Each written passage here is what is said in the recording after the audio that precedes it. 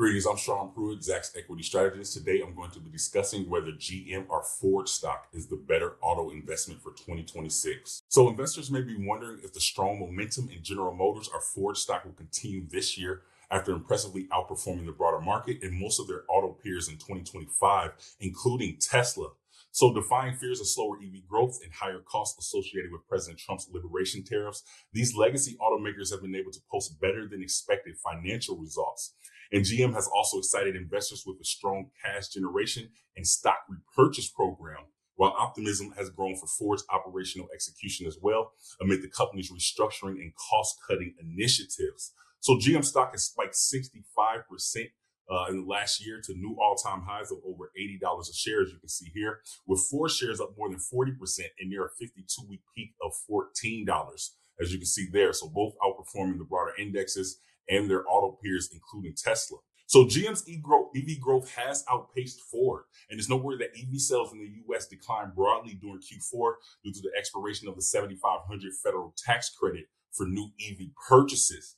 Still, GM sold a record 169,887 EVs last year, a 48% increase from 2024.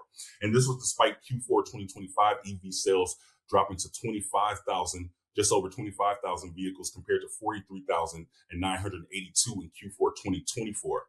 So GM comfortably finished 2025 as the second best-selling EV maker in the U.S. behind Tesla, led by a Chevy Equinox EV, which is the best-selling non-Tesla EV. So notably, GM's total vehicle sales were up 5.5% in 2025 to 2.8 million vehicles sold. And as for Ford, it sits in the third spot, but sold half as many EVs as GM in the U.S. last year at just over 84,000 EVs sold. So this was a 14% drop from 98,000 EVs that Ford sold in 2024. And Ford's Q4 EV sales dropped more than 50% to 14,500 EVs sold, but total vehicle sales still increased 6% in 2025 to 2.2 million. And it's nowhere that this was their best year. This was Ford's best year since 2019, actually. So in terms of EV sales, the gap comes as Ford only offers 3 EV models in the U.S. right now: the F-150 Lightning, the Mustang Mach-E, and the E-Transit. GM, on the other hand, has an EV available for a variety of models across the Chevy, GMC, and Cadillac brands. So tracking GM and Ford's outlook, based on Zacks estimates, GM is thought to have ended fiscal 2025 with annual earnings dipping 2% to $10.33 per share versus record EPS of $10.60 per share in 2024. That said, fiscal year 26 or GM fiscal year 26 EPS is projected to spike 14% to new peaks of $11.81 per share. So notably, GM's fiscal year 25 and fiscal year 26 EPS estimates have risen 1% and 6% in the last 60 days, respectively, as this chart illustrates. So GM's annual sales are thought to have dipped 1% for fiscal year 25 and are forecasted to slightly contract in fiscal year 26 as well, but remain above 184 billion. So still having that robust top line. GM will report in Q4 2025 results on Tuesday, January 27th. So at the end of this month. And pivoting to Ford, Ford's fiscal year 25 EPS is now expected at $1.08 per share, which is a steep drop from $1.84 per share in 2024. And this is mostly attributed to a $2.5 billion impact from tariffs. Optimistically, Ford's fiscal year 26 EPS is projected to rebound to $1.42 per share. So Ford's fiscal year 25 EPS estimates are slightly down in the last 2 months, dropping from $1.09 to $1.08.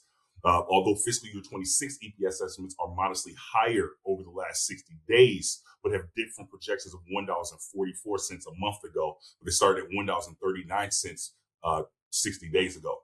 So Ford's annual sales are expected to fall in less than half a percentage point in fiscal year 25 and are forecasted to dip another 2% in fiscal year 26 to $168.27 billion. And Ford's Q4 2025 report is scheduled for Wednesday, February 4th.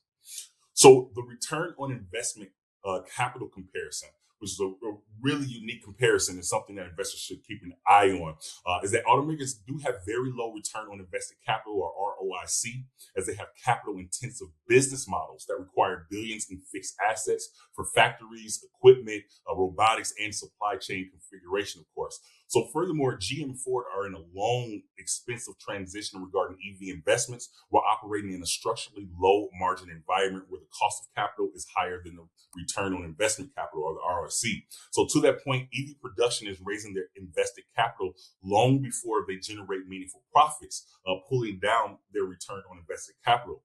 So although it's harder, it may take longer for automakers to turn capital investments into profits amid their EV expansion, GM does have the edge with an ROIC of 4.6%, a return on investment capital percentage of 4.6%, compared to Ford's 2.7%, with their Zacks Automotive domestic industry average at around 2%. So there you can see Ford's, GM's return on investment capital there at around 4.6%.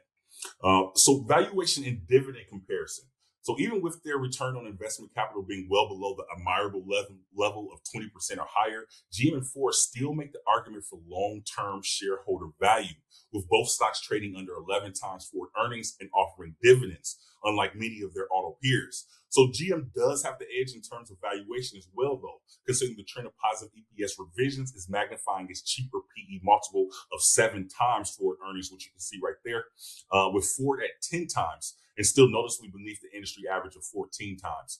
So like most of their Zacks Automotive domestic industry peers, GM and Ford stock trade at less than 1 times Ford sales, with the often preferred price to sales ratio being less than 2 times. And regarding dividends, Ford's 4.23% annual dividend yield impressively tops GM's 0.72%, which you can see here. But however, since reinstating their payouts following the pandemic, it's very intriguing that GM's annual dividend has increased by 20% over the last 5 years compared to Ford's 8%. So the bottom line is GM stock is starting to check more of the boxes that investors look for, including higher return on invested capital than Ford and many other automakers. While the inherently low return on investment capital will be something to keep an eye on for automakers in general, General Motors' earnings momentum lands the stock of Zacks ranked number 1 strong buy, with 4 shares landing a Zacks ranked number 3 hold at the moment. Again, I'm Shaun Pruitt, Zacks Equity Strategist. I hope you enjoyed this content. For more, please feel free to visit Zacks.com/promo.